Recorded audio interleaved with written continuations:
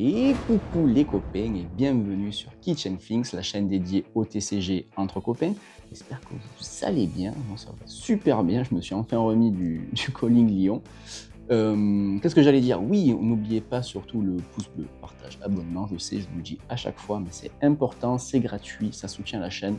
Vous êtes nombreux à ne pas jouer le jeu, plus de la moitié. Hein, je vous vois dans les stats YouTube, ne vous inquiétez pas.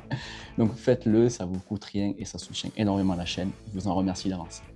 Le topo du jour, on va parler de Aurora, la Runeblade Lightning sortie dans Rosetta, elle qui veut prendre la place de Zen comme reine de l'aggro du format. Le Calling Lyon nous a donné un premier aperçu de ce que va être le format à venir. Donc, Enigma semble régner, mener un peu les débats du format de Flesh and Blood à venir. On va donc faire une petite analyse de Aurora, ses points forts, ses points faibles, ce qu'elle veut faire. Et on va essayer un peu de voir les possibilités qui s'offrent à nous au niveau du deck building. Alors ça ne sera pas une decklist à proprement parler, ce sera plutôt les possibilités et les choix qu'on va pouvoir faire pour s'adapter au mieux pour cette saison de ProQuest. On va aussi voir notamment au niveau du side les petites techs qui peuvent être sympas pour s'adapter dans les mirrors, dans les decks Verdance, Florian, Messine, tout ça. Donc voilà, n'hésitez pas si vous aussi vous avez des petites techs ou des idées à me les mettre en commentaire, ça fait toujours plaisir aussi. En attendant, je vous souhaite une très bonne vidéo. C'est parti, let's go. Aurora est donc une Lightning Runeblade, et comme tout Runeblade qui se respecte, elle va mixer des dégâts d'arcane et physique pour rapidement presser et submerger l'adversaire. Sa capacité lui permet de créer des embodiments of lightning, ce qui va nous aider à go wide, donc à prolonger la combat chain avec plusieurs petites attaques.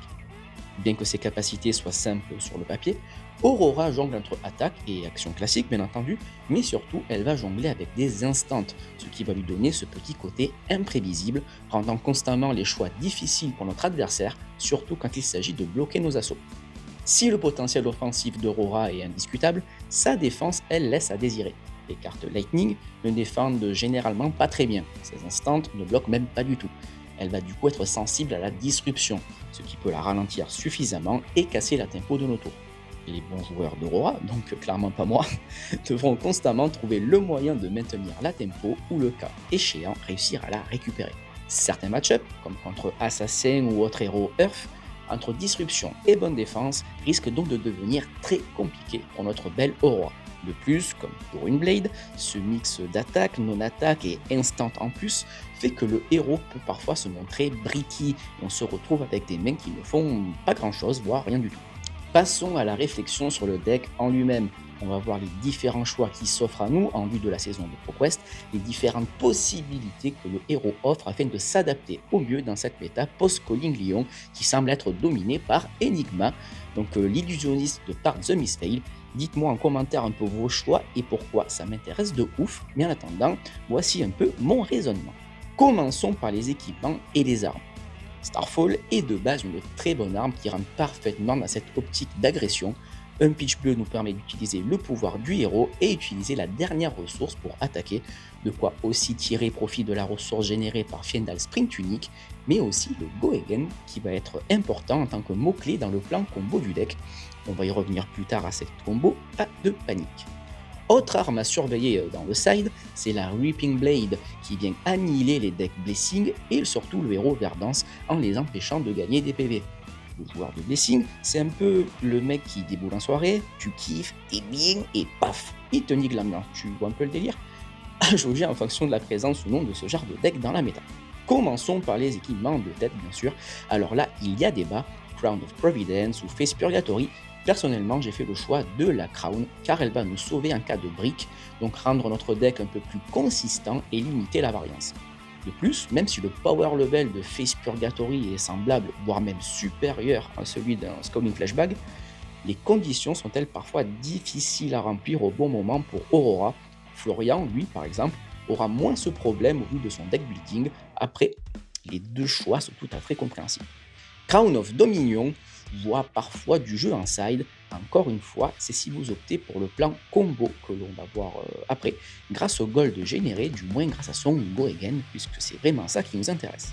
Certaines listes gardent au chaud une balance of justice afin de respecter le match-up brut, notamment Kaio et Lega, même si lors du calling, le taux de conversion de Kaio en jour 2 était exécrable, et j'en sais quelque chose, le héros et la classe sont toujours présents malgré tout, en tant que bon contender du format. Attention aussi à Dashayo et sa nouvelle carte issue de l'Armory Deck qui va lui permettre de piocher. Elle peut donc s'avérer cruciale aussi dans ce match-up. On termine avec des apparitions de Spellfrey Tiara afin de lutter toujours contre l'éternel Kano. On bascule maintenant sur les équipements de torse. L'irréductible Fiendal Spring Tunic est là dans les match-ups un peu plus longs. Sa ressource peut nous sauver d'une main full rouge ou juste extend notre tour avec un petit coup de Starfall. Elle peut payer aussi le coup des Lightning Greaves. C'est, on va dire, MVP, staple, polyvalent, tout ce que tu veux. La Diadique Carapace est là aussi, bien sûr, afin de nous garantir de quoi bloquer dans les match-ups où on aura envie de se défendre, tout simplement, grâce au Temper 2. De plus, l'Arcane Barrière 2 va nous aider contre le Kano, bien entendu. Encore une fois, c'est polyvalent, ça peut nous sauver dans certains match-ups, c'est auto-include. Dans le cadre du plan combo, si vous étiez tenté par l'idée, Aether Ironweave sera très importante car encore une fois le mot-clé Go Again est présent et surtout les deux ressources générées vont nous permettre de craquer le goal créé précédemment par la Crown of Dominion, qui lui aussi a Go Again, et bref, vous voyez où je vais en venir. Passons aux équipements de bras. Le consensus est sur les Grasp of the Art Knight, on est d'accord. Cela s'explique par le fait que ça bloque bien et Dieu sait qu'Aurora a du mal dans le domaine. Sa capacité peut aussi nous permettre de pitcher pour éventuellement entretenir un channel en plus de présenter des runechants. C'est aussi un puits à ressources qui va nous permettre de nous débarrasser de nos mains un peu plus clunky, on va dire. Shock Charmers, je dirais obligatoire en side, et oui, il faut bien respecter Kano, d'autant plus que le deck ne joue pas énormément de bleu. On termine avec les gambettes. Les dernières listes semblent se diriger vers les Snapdragon Scalers, bien plus simple à exploiter que les Lightning Greaves, malgré le fait que ça ne bloque pas, mais ça peut nous sauver une main un peu clunky pour présenter en moyenne 4 ou 5 dégâts de plus sur la combat chain. Les Lightning Greaves ne disparaissent pas pour autant, encore une fois, l'Arcane Barrière 1 et le point de bloc peuvent se révéler essentiels dans certains match-ups. Bon, il semblerait qu'on ait fait le tour pour les équipements disponibles pour l'ami Aurora. Passons maintenant aux possibilités dans le cœur du deck. Et on va commencer avec les attaques élémentaires qui vont synergiser avec nos cartes Lightning. Entwine Lightning se présente comme un très bon extender, 4 dégâts pour 0 Go Again, c'est tout ce qu'on aime dans le deck. Quant à Arcanic Shockwave et Static Shock, ce sont elles des 5 dégâts pour 0, parfait comme dernière attaque afin de clôturer notre combat chain. Certaines listes, notamment celle de Lupin Fiasco, commencent à remplacer les Lightning Press par des Photon Rush, qui en plus d'être un autre extender, j'avais perdu le mot, pour 3 aussi de value, peut aussi bloquer et ne souffre pas d'un éventuel weakesting qu'on pourrait se prendre dans la mouille. Passons maintenant aux attaques Lightning, Flittering Charge, Fry, Lightning Surge sont d'autres extenders qui vont venir alimenter notre plan Go Wide. Je suis un tout petit peu moins fan de Second Strike au vu de sa condition d'activation, mais à garder à l'esprit malgré tout, après pas forcément dans tous les match-ups, au vu du nombre de decks, j'ai envie de dire défensifs, qui vont apparaître dans cette nouvelle méta. Gone in a Flash, ah là là, qu'est-ce qu'on peut en faire des bêtises avec cette carte? Souvent ça sera juste une autre 4 dégâts pour 0, mais admettons que vous attaquez avec, l'adversaire bloque, vous faites un électrostatique discharge, et paf, vous la récupérez en main pour dégainer à nouveau si elle avait Go Again. En parlant de électrostatique discharge, ça combotte parfaitement avec Flittering Charge et Static Shock, par exemple afin de déclencher l'effet Lightning Flow de nulle part. Tout en buffant de plus 3 à notre prochaine attaque, c'est du bon carton. Burn Up Shock, notre double carte Runeblade Lightning, est également un bon bout de carton, même 2 en 1. C'est la boom grenade des Runeblade en quelque sorte, de plus la partie choc jouable en instant permet parfois de tuer l'adversaire de nulle part pendant son propre tour, et marche très bien sous channel afin de nous faire draw une carte supplémentaire. Lightning Press, la seule présence de cette carte peut rendre fou l'adversaire sur ses phases de bloc. Elle occupera ses pensées, surtout s'il est bas en PV. Ça peut tuer de nulle part, mais oui, ça ne bloque pas. Photon Rush est effectivement une bonne alternative. Après tout, votre adversaire n'est pas supposé savoir que vous ne jouez pas la carte. Vous devez juste lui faire sous-entendre que vous l'avez peut-être dans le deck. C'est ce qui s'est passé pour moi dans le calling avec Kaio. Je ne joue pas Reckless Wing, mais mes adversaires tournaient autour de la carte malgré tout. Eh bien ça aide. Autre pépite, électromagnétique Somersault, elle permet de remonter jusqu'à 2 actions d'attaque avec un coup 2-0 sur la chainlink active. Redoutable, surtout défensivement, vous pouvez par exemple bloquer un CNC ou un Weakest Link avec 2 actions d'attaque qui défendent à 3, jouer un Somersault et récupérer vos cartes pour attaquer avec pendant votre tour. Cette carte est juste une 6 de value pour 0 sur une phase de bloc, c'est beau. Le doute est 2 ou 3 exemplaires. Bien que forte, elle contribue souvent à faire briquer le deck. En jouer que 2 augmenterait la consistance. Du coup, les deux thèses se tiennent. Passons aux attaques génériques. On joue les staples de l'époque de Braillard et de tout deck Chirios qui se respecte avec Ravadous Rabel. Encore un extender qui sera souvent une autre 4 pour 0 Go Again. E-Strike, bien entendu. Après un Embodiment of Lightning, ça fait des bêtises pour 0, soit 7 Go Again, soit 5 plus Draw plus Go Again. Je retrouve un peu les sensations de Braillard et ça me régale. On n'oublie pas les snatchs, sous channel c'est Draw de Onit, Lightning Press devient une menace encore plus grande pour l'adversaire avec cette carte. De plus, on peut la ramoyer en main avec un Somersault, c'est pas Lightning, mais c'est clairement staple. Passons maintenant au chapitre des Power Cards. Ce que j'appelle des Power Cards, ce sont les cartes qui vont nous permettre de faire simplement des bêtises, aller bien au-delà des mathématiques moyennes du jeu. Aurora peut compter sur sa spécialisation Arc Lightning, qui va infliger un dégât d'arcane pour chaque fois que l'on aura Go Again, tout en donnant Go Again à la prochaine attaque, donc au moins 2 de base, la carte ayant les mêmes Go Again.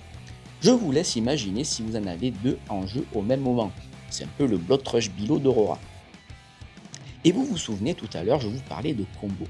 Ajoutez Flicker Wisp, craquez votre Ether Iron Wave qui a Go Again. Avec les 2 ressources générées, craquez votre Gold qui a lui aussi Go Again, piochez et enchaînez les extenders pour un maximum de dégâts d'arcane. Dans certains match-ups où c'est plus difficile de passer les points, Enigma, on pense à toi, ça peut être une bonne stratégie à envisager. Le séquençage sera du coup très important pour les meilleurs joueurs. La meilleure carte du deck, à mon avis, Channel Lightning Valley, qui nous permet de draw la première fois à chaque tour, et c'est très important comme détail, que l'on va infliger des dégâts. Ça transforme toutes nos attaques en snatch, même juste un coup de Starfall devient pénible pour l'adversaire et se transforme en value pour nous. A noter que le channel est un instant et c'est ce qui rend la carte monstrueuse combinée à l'effet de draw bien entendu. Parlons rapidement des bleus, et Dieu sait que le deck ne compte pas énormément de bleus.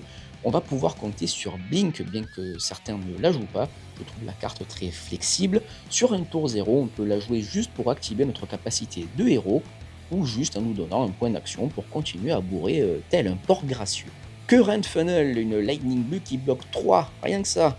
Et bien, juste ça, ça pourrait suffire à justifier sa présence dans le deck. Elle peut faire office aussi d'extender, tout comme être pitchée pour faire Starfall, plus le pouvoir de notre héros en créant un embodiment. Carte polyvalente et flexible encore une fois.